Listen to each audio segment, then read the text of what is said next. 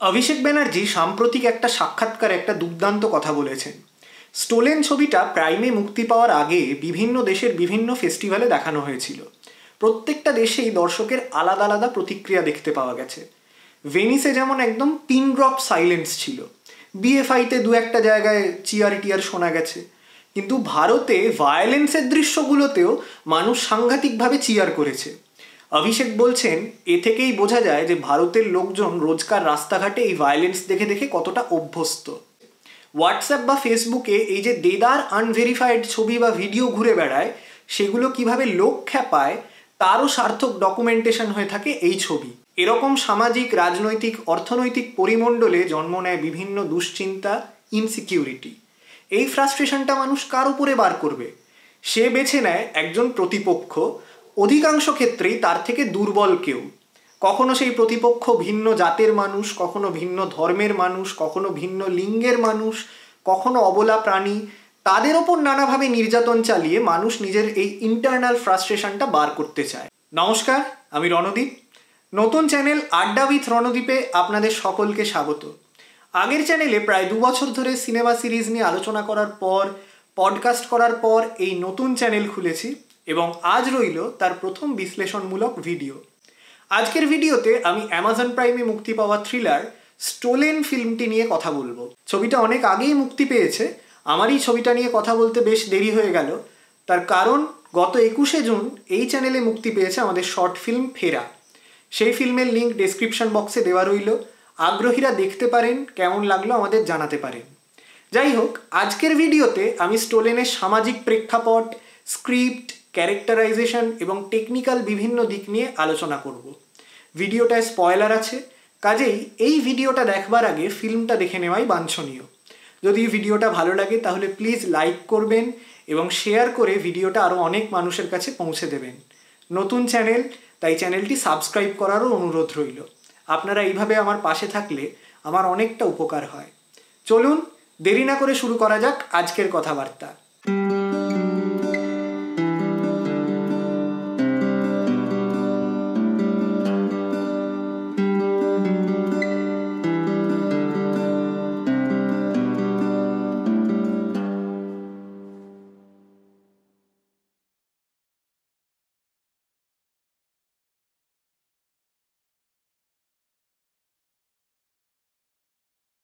একদম গল্পের ধরতাই দিয়েই শুরু করি। ঝুম্পা মাহাতো তার বাচ্চা মেয়েকে নিয়ে স্টেশনে ঘুমোচ্ছিল। কেউ একজন সেই বাচ্চাটিকে চুরি করে পালায়। সন্দেহ গিয়ে পড়ে দুই ভাই রামান আর গৌতম ভানসালের ওপর, যে দুই চরিত্রে অভিনয় করেছেন যথাক্রমে শুভম বর্ধন এবং অভিষেক ব্যানার্জি। এবার কি করে তারা অভিযোগ থেকে মুক্ত হয়, বাচ্চাটিকে আদৌ খুঁজে পাওয়া যায় কিনা, 1.5 ঘন্টার গ্রিপিং থ্রিলারের নির্যাস এইটুকুই। তাহলে একে জরুরি ছবি বলছি কেন? বলছি তার কারণ, বর্তমান ভারতের প্রেক্ষাপটে দাঁড়িয়ে স্টোলেন ভীষণ রাজনৈতিক একটা ছবি হয়ে উঠেছে। আপনাদের মনে হয় না শেষ কয়েক বছরে মব লিঞ্চিংয়ের সংস্কৃতিটা সাংঘাতিকভাবে বেড়েছে? একজন বা দুজন মানুষকে দলগতভাবে আক্রমণ করা যেন ভারতীয় সমাজ একটা নর্ম হয়ে দাঁড়িয়েছে। কখনো জাতপাতের কারণে সেই আগ্রাসন, কখনো কেউ কাউকে ধর্মীয় কারণে মারছে, কখনো কেউ কাউকে চোর সন্দেহে পিটিয়ে দিচ্ছে। শুধু পেটানো না, একেবারে মেরে না ফেলা অবধি থামছে না। শুরুতেই দেখা যায় এই ছবিটা একটা সত্য ঘটনা অবলম্বনে তৈরি হয়েছে। কিন্তু কেন এই মব লিঞ্চিং আচমকা বেড়ে গেল? খতিয়ে ভেবে দেখে প্রধানভাবে 3টে কারণ মাথায় আসে। প্রথমত, প্রতিষ্ঠা করা হচ্ছে আগ্রাসনই শেষ কথা। আমাদের মেনস্ট্রিম মিডিয়া অ্যাগ্রেশন ব্যাপারটাকে সাংঘাতিকভাবে সেলিব্রেট করে। আমাদের রাজনৈতিক নেতারা মাইকে বিরোধীদের যাচ্ছে তাই রকমের গালাগাল করেন। নিউজ রুমে অ্যাঙ্কাররা চিৎকার চেঁচামেচিকেই সংবাদ পাঠ বলে চালাতে চান এবং ম্যাসকিউলিন উগ্র নায়ক তৈরি করে 500-600 কোটি টাকার ব্যবসা করছে আমাদের স্টুডিওগুলো। ফলত প্রতিষ্ঠা করা হচ্ছে, বোঝানো হচ্ছে যে চিৎকার করা, পেশির আস্ফালন করাই প্রধান এবং প্রধানতম কাজ। সেটা না করতে পারলে তোমার যাবতীয় কথা বলা বৃথা, যাবতীয় মন্তব্য নিষ্ফলা। দ্বিতীয় কারণটার পরিধি বৃহত্তর। খেয়াল করলে দেখবেন আমি, আপনি, আমাদের আশেপাশের বিভিন্ন মানুষজন, আমরা সবাই যেন সবসময়ই অতিরিক্ত স্ট্রেসড। দেশের একটা বড় অংশের হাতে টাকার নিয়মিত ফ্লো নেই। যারা বিভিন্ন সংস্থায় চাকরি করেন তারাও লে অফের ভয়ে মুখ বুজে ওভারটাইম করতে বাধ্য হন, বাড়ি, বন্ধু, পরিবার ছেড়ে দূর দূরান্তে গিয়ে থাকতে বাধ্য হন। এবং তা সত্ত্বেও তাদের চাকরি যে থাকবেই এমন কোনো নিশ্চয়তা নেই। এরকম সামাজিক, রাজনৈতিক, অর্থনৈতিক পরিমণ্ডলে জন্ম নেয় বিভিন্ন দুশ্চিন্তা, ইনসিকিউরিটি। এই ফ্রাস্ট্রেশনটা মানুষ কার উপরে বার করবে? সে বেছে নেয় একজন প্রতিপক্ষ, অধিকাংশ ক্ষেত্রেই তার থেকে দুর্বল কেউ। কখনো সেই প্রতিপক্ষ ভিন্ন জাতের মানুষ, কখনো ভিন্ন ধর্মের মানুষ, কখনো ভিন্ন লিঙ্গের মানুষ, কখনো অবলা প্রাণী। তাদের ওপর নানাভাবে নির্যাতন চালিয়ে মানুষ নিজের এই ইন্টারনাল ফ্রাস্ট্রেশনটা বার করতে চায়। ভায়োলেন্সের নিয়মই হচ্ছে অপেক্ষাকৃত দুর্বলের ওপরে রাগ গিয়ে পড়ে। এবং তৃতীয় কারণ হলো হার্ড মেন্টালিটি। যখন মানুষ তলিয়ে ভাবা বন্ধ করে দেয়, তখন স্রোতের অনুকূলে তার হাঁটার প্রবণতা তৈরি হয়। যেদিকে বেশি সংখ্যক লোক যাচ্ছে, সে সেদিকে চোখ বুজে হাঁটতে শুরু করে। একে বলা হয় হার্ড মেন্টালিটি। লক্ষ্য করুন, ছবিটা আগাগোড়াই একটা মব কালচারের আভাস দিতে থাকে। একদম ছবির শুরুতে দেখুন, রামানের ওপর সন্দেহ গিয়ে পড়লে বিনা প্রশ্নে কতগুলো লোক তাকে ঘিরে ধরে ধাক্কাধাক্কি করতে থাকে। সেখান থেকে যদি বা নিষ্কৃতি পাওয়া যায়, ছবির মাঝামাঝি এই প্রবণতা আরও ভয়ঙ্কর হয়ে ওঠে। কতগুলো ছেলে ফেসবুকে একটা লাইভ ভিডিও দেখেই গৌতম আর রামান সহ ঝুম্পার ওপর চড়াও হয়। তাদের সন্দেহ এরা প্রত্যেকেই ছেলে ধরা। মনে রাখতে হবে, তাদের কাছে অভিযোগের কোনো জোরালো ভিত্তি নেই, কোনো কংক্রিট প্রমাণ নেই।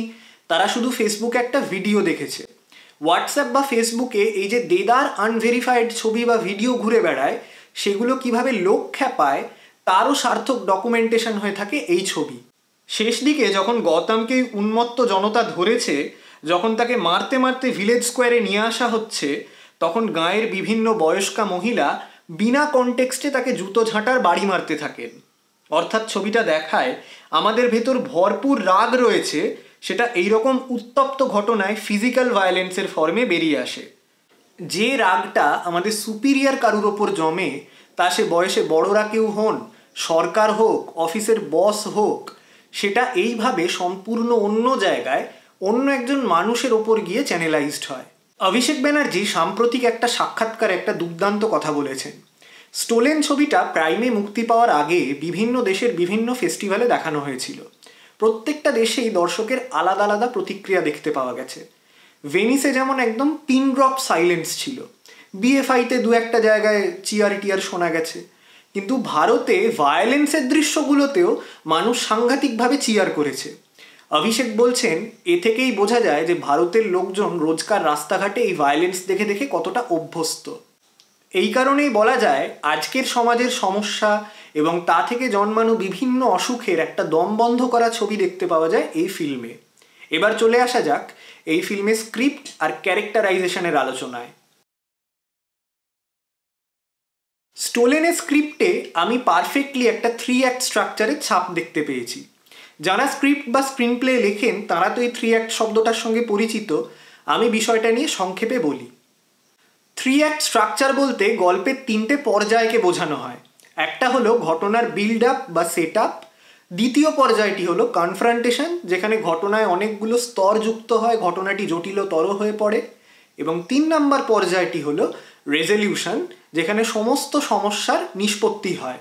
এই বিল্ড আপ, কনফ্রন্টেশন এবং রেজলিউশন, এই তিনটেই হলো 3 অ্যাক্টের 3টি অ্যাক্ট। 3 অ্যাক্ট স্ট্রাকচারে নানান উদাহরণ রয়েছে নানান কালজয়ী ফিল্মে, আবার সেই ছকের বাইরে গিয়েও অনেক দৃষ্টান্তমূলক ছবি তৈরি হয়েছে। এখানে বিশদে কথা বলার পরিসর নেই। আপনারা যদি এই বিষয়ে আরও শুনতে চান কমেন্টে জানাবেন, আমি এই বিষয়ে বিস্তারিত আরেকটা ভিডিও করব। যা বলছিলাম, স্টোলেনের স্ক্রিপ্টের মধ্যে 3 অ্যাক্ট স্ট্রাকচারের একটা চমৎকার নিদর্শন দেখতে পাওয়া যাবে। ছবিটা 1.5 ঘন্টার, খুব চমৎকারভাবে এই 1.5 ঘন্টাকে 3টে ভাগে ভাগ করে ছবিটার কাঠামো তৈরি করা হয়েছে। প্রথম আধ ঘন্টায় দেখুন একটা চমৎকার যাত্রাপথ তৈরি করা যাচ্ছে। গল্প শুরু হয় বাচ্চা চুরি করার ঘটনা দিয়ে। ঠিক আধ ঘন্টার মাথায় গৌতম অ্যাক্সিডেন্টালি কিডন্যাপার মেয়েটিকে মেরে ফেলে। অর্থাৎ গল্পে কী থেকে সমস্যা শুরু হচ্ছে সেটা দর্শকের কাছে স্পষ্ট হয়ে গেছে। এবার গল্পে নতুন ক্রাইসিস যুক্ত হলো। প্রথম আধ ঘন্টাকে দিব্যি সেট আপ ভেবে নেওয়া যায়। তার পরের আধ ঘন্টা আমরা আবার কনফ্রন্টেশন পর্যায়টি দেখতে পাবো। এই পরের আধ ঘন্টায় আমরা দেখি একটা অদ্ভুত cat and mouse game. Jhumpa সহ 2 ভাই উন্মত্ত জনতার হাত থেকে বাঁচার জন্য পালিয়ে পালিয়ে বেড়াচ্ছে, এবং ছবির ঠিক 60 মিনিট অর্থাৎ দ্বিতীয় আধ ঘন্টার মাথায় আহত ভাইকে একটা নিরাপদ আশ্রয় রেখে গৌতম সাহায্য চাইতে বেরোচ্ছে, যেখান থেকে পরবর্তী পর্যায় শুরু হবে। এরপর থেকে ছবির শেষ অবধি রেজলিউশন, অর্থাৎ ফিল্মে এতক্ষণ ধরে যে সমস্যাগুলো তৈরি হয়েছে তার নিষ্পত্তি। গৌতম মার খায়, আচ্ছেলাল ধরা পড়ে, রমন ক্রমশ সুস্থ হয়ে ওঠে, ঝুম্পা তার বাচ্চাকে ফিরে পায়। অতএব 93 মিনিটের ছবিকে সমান 3টে আধ ঘন্টায় ভাগ করে যথাক্রমে সেট আপ, কনফ্রন্টেশন এবং রেজলিউশন দেওয়া হয়েছে। এই যে আমাদের মনে হচ্ছে ছবিটা খুব টান টান আর গ্রিপিং, তার কারণ চিত্রনাট্যটা খুবই ব্যালেন্সড।